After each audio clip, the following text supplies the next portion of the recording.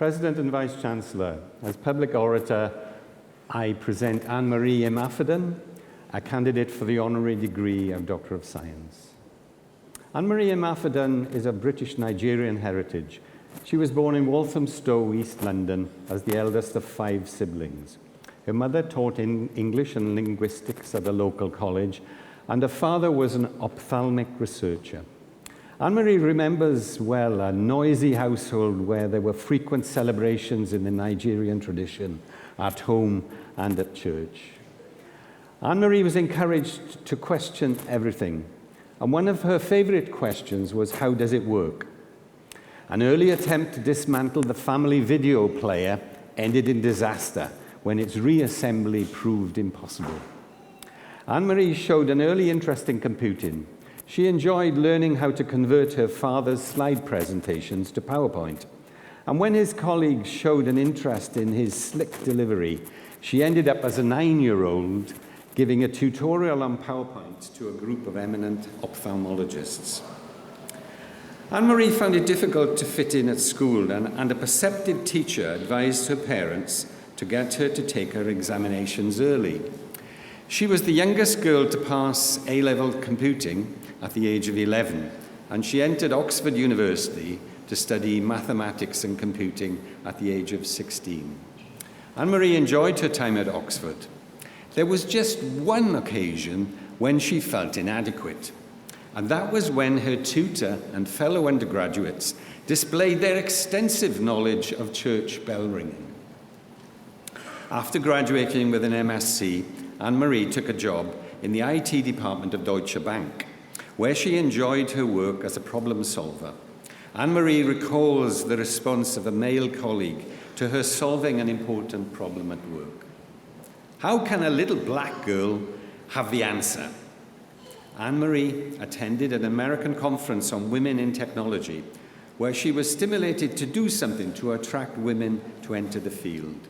In 2013, she founded and became Chief Executive Officer of STEMETS, a social enterprise promoting careers in science, technology, engineering, and mathematics to women. Over 60,000 girls and non-binary people have been inspired to study STEM subjects by STEMET's regular events. In 2022, Anne-Marie published this book, She's in Control. It is a handbook for women and non-binary people of all origins to engage in IT skills as a way of achieving equality. It tells Anne-Marie's own story, and it is a celebration of the achievements of women in the development of our high-tech world.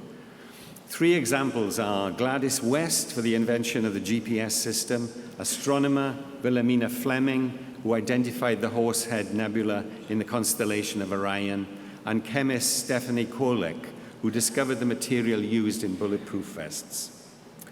Anne-Marie describes the limitation of the life of many women to a role in the 7 C's: caring, childcare, cashiering, catering, cleaning, clerical, and casual. And she gives a plan on how girls can overcome this situation through embracing the internet and all its possibilities. The book highlights many examples of discrimination that arise when decisions on IT systems are taken by a small number of people. For example, facial recognition on mobile phones is inefficient for black people, as no one of color was involved in setting up the system. Another case is the online algorithm used to calculate bra sizes, which uses numbers but no letters. Inevitably, the system was worked out by men with a limited knowledge of this subject. Anne-Marie has a high profile in the media. She had to brush up her numerical skills to appear in 62 episodes of the Channel 4 TV show Countdown, where she was the arithmetician, competing in games of lexical and numerical agility. Anne-Marie was interviewed by Jim Al-Khalili on Radio 4's program, The Life Scientific, at the Cheltenham Arts Festival.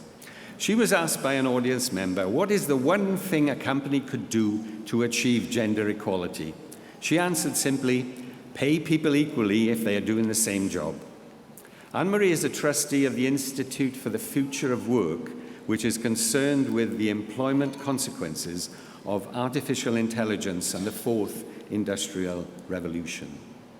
In 2020, Anne-Marie was awarded the Suffrage Science Award. In 2022, she was president of the British Science Association, and in 2024, she became Chancellor of Glasgow Caledonian University.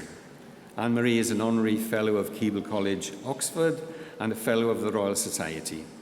In 2017, Anne-Marie received an MBE for her work in being an inspiration for young women around the world in STEM. Anne-Marie has stated the foundation of her beliefs in equality in all its aspects. If you can see it, you can be it. So we need to show girls and women that there are people like them in STEM and that they can succeed in these fields. Diversity isn't just a nice to have. It is essential if we are to build products and services that work for everyone. Anne-Marie Imafidon is a pioneer of change, and we celebrate her achievements today. President and Vice-Chancellor, on the authority of the Senate and Council, I present Anne-Marie Imafidon that you may confer upon her the honorary degree of Doctor of Science.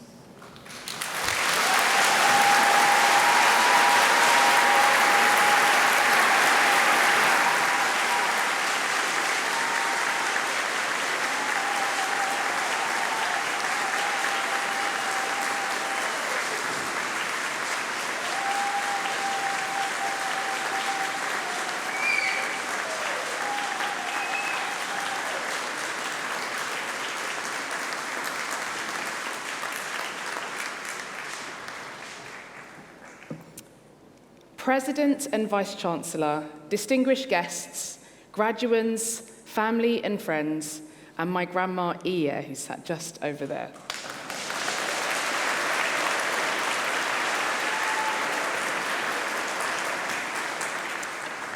Congratulations. Hard work, brain power, teamwork, and failure has been a big part of today's success. But also your support structures, your family, your friends, your staff, and given the subject you've been doing, the technology itself, I'm sure, has played a big role in you being here today. It's fun to celebrate yourself, but in a ceremony like this, it's also fun to celebrate and lift up others. In my role as Chancellor of Glasgow Caledonian University, I'm really pleased to be on stage here at Leicester University for, amongst many reasons, a commonality of purpose. Now, the GCU motto is for the common good.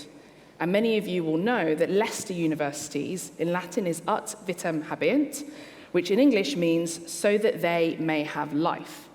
Now, improving lives and working for the common good take collective action, a pursuit of knowledge, and the courage to try new things. It also takes intentionality. In my work across the STEM sector and also the STEAM sector, which incorporates arts and design alongside science, technology, engineering, and maths, I get to talk to leaders, to innovators, new joiners, and everyone in between in many places across the world. And I often have to remind them of this sentiment. Now, STEMETS is about joint action that centers the next generation. At the Institute for the Future of Work, which I co-chair, we're also leading the charge on safe AI use and governance in workplaces. Now, as fantastic and influential as the space is and continues to be, we, and I say we, all of us here in the room who have made the excellent choice of choosing mathematics and computer science as our field of study, have a collective responsibility as we build the future to create one that improves people's lives rather than one that features more problems as a direct result of our technologies. To do this, we have to be intentionally inclusive in our designs, implementations, standards, and products. And if not, we end up being unintentionally exclusive and exclusionary, which is progressing a small handful and reinforcing damaging power structures that drive inequality. The technology that we build is no longer niche, as it would have been in generations past. Now it shapes life as we know it, and with the knowledge that you now have, that we are celebrating here today, comes great responsibility. So a little bit of advice from me, no matter what your next steps may be, whether that's into industry, continuing on in academia, heading across to entrepreneurship, or working in civil duty. First of all, be sure to adopt a growth mindset. As you know, technology is always changing. Anyone who's an expert in HTML3 is a sucker today because we're on HTML5. But even more so, life continues to change and evolve. So ensure that you adopt a growth mindset where you know more today than you did yesterday, more this month than you knew last month, and more this year than you knew last year about life itself, as well as the technology. Of course, we're not building it just for ourselves, we're building it for others, and now across the globe. Secondly, ensure that you learn, and even more so, learn to learn from your mistakes. And this is one that I love to give the example of coursework. And many folks will be familiar with this concept of maybe pulling an all-nighter, doing a whole load of work and forgetting to save your work. We've all been there, even me. Now, of course, the next time you sit down to do your work, you save, and you continue to save, and maybe you save version 1, and then you see something else and you save a version 2, and you continue to save until you have no idea which version was the one that you wanted, because maybe you've overlapped them in dates. Now, making that mistake in naming your file, making that mistake in forgetting to save your file, means that you're more likely to come up with a sophisticated naming convention by the time you are ready to submit your work. So please do learn from mistakes. Don't be afraid to make them. Be afraid to not learn from them. And thirdly, lean into the sphere of influence that you have. So much of the technology, the maths, the algorithm, the products that you will touch and you will work on in your lifetime are an extension of the legacy that you will have. I often think it's interesting to consider what we are working on and what we find exciting as computer scientists and mathematicians often takes a while maybe to be realized in the wider world.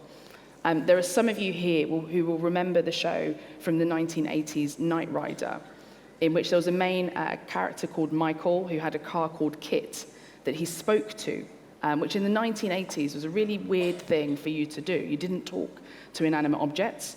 Of course, now we talk to all manner of voice recognition systems. But that was once the idea, that was once the desire, that was once the dream of someone who took their computer science, their engineering, their STEM knowledge and made it real. And so think of the legacy that you have in the decisions that you make each day. Those of us here with the technical skills are definitely driving what happens next, and we want to be proud of our innovations rather than ashamed of what our technology is creating and is doing in the world. So that's enough advice from me. Congratulations again from me to you, and thank you to the university for the esteemed honour. Here's to working together with myself, Team Stamet and beyond on our shared mission and values. Thank you very much.